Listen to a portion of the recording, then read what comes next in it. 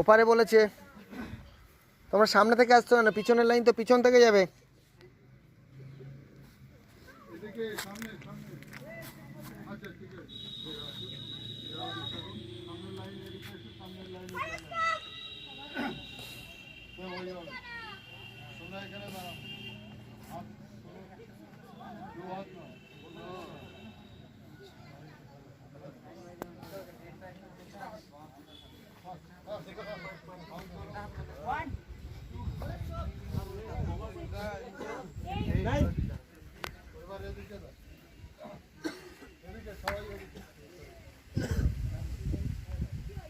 এই পজিশন সরে যাও, এইভাবে এই আছে, এখান থেকে সময় দেবো 1 মিনিট।